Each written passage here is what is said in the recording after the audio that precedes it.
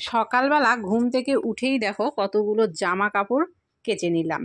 তো hey guys, welcome back to my channel. তোমরা কেমন আছো? আশা করছি তোমরা ভালো আছো। আমরা কিন্তু বেশ ভালোই আছি। তো যাই হোক, এখানে দেখতেই পাচ্ছ গায়ের মধ্যে গামছা আছে, তার মানে এখনো কিন্তু আমার স্নান হয়নি। সকালের বাসি ঘরের কাজকর্মগুলো সেরে কিছুটা জামা কাপড় ছিল সেগুলোকে কেচে নিলাম। তারপরে বিছানা চাদরটাকে আজকে চেঞ্জ করলাম, সেই বিছানা চাদরটাকেও কেচে নিলাম, তার সঙ্গে দুটো একটা জামা কাপড় সেটাও কেচে নিলাম। মানে ঠান্ডা যতই হোক, সূর্য উঠুক বা না উঠুক, জামা কাপড় কাচা কিন্তু একদিনও বাদ যাচ্ছে না। প্রতিদিনই কিন্তু কিছু না কিছু জামা কাপড় এইভাবে কেচেই চলেছি। তো যাই হোক, জামা কাপড়গুলো কাচা হয়ে গেছে, মেলে দিলাম, দিয়ে কিন্তু এখন সোজা চলে যাব স্নান করতে। আর তোমরা দেখে বুঝতে পারছো সূর্য কিন্তু এখন ওঠেনি, কেননা এখন বাজে সবে মাত্র 7টা। তারপরে দেখো স্নান ধ্যান করে পুজো টুজো করে চাটা খাওয়া হয়ে গেছে, আর এখন দেখো সূর্য কিন্তু উঠে গেছে, এখন কিন্তু বাজে বেলা 9টা।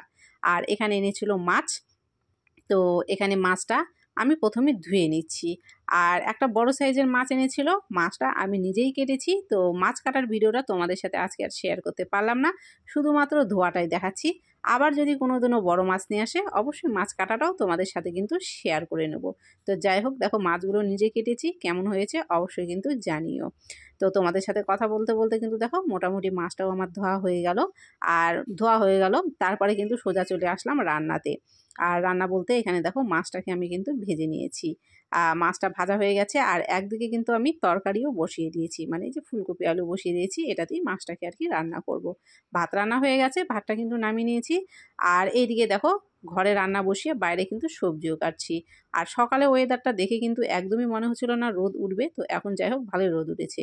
আর এটা কি শাক, তোমরা কে কি ভাষায় এই শাকটাকে কে কি বলো অবশ্যই কিন্তু আমাকে কমেন্ট করো। তো যাই হোক, এখানে বেশ খানিকটা শাক নিয়ে আমি বসে পড়েছি শাকটাকে রান্না করব। কেননা শীতকালে কিন্তু এরকম শাক সবজি খেতে দুর্দান্ত লাগে। অনেকটা পরিমাণে শাক আছে, যদিও সবটুকু শাক আমি রান্না করব না, অর্ধেকটা রান্না করব, অর্ধেকটা কিন্তু রেখে দেব।